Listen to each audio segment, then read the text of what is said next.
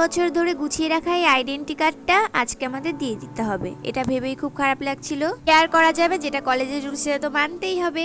আর এই দেখো আমার বাড়ির সামনে কি জল হয়েছে, এই জলের মধ্যেই আমরা বেরিয়ে পড়লাম আর হেলেকে নিয়ে। আগের দিন পিঙ্কি আর অপর্ণার ডেট ছিল, আর দেখো যার পথে কি বৃষ্টি নেমেছে। ভেবেছিলাম লাস্ট দিন সব বান্ধবীরা একসাথে কলেজে যাব, কিন্তু সেই কপালটা আর হলো না। আর এই যে দেখতে পাচ্ছ আমাদের ইছামতি নদী, এটা আমাদের পুরো কলেজের পাশেই। কলেজে আসি বলে এখানটা একটু আসা হয়, এখানেও আর আসা হবে না। আর এই দেখো আজকেও কিন্তু কাকু আমাদের আইডেন্টি কার্ড চেক করে কলেজের মধ্যে ঢুকিয়ে দিল। আজকে আমাদের কলেজের লাস্ট সেমিস্টারের রেজাল্ট আনার ডেট ছিল। সেই আগের মতো প্রথমে লাইনে দাঁড়াবো বলে আগে আগে আসছিলাম। এগুলোই ছিল মজা, যেগুলো স্মৃতি হয়ে থেকে যাবে।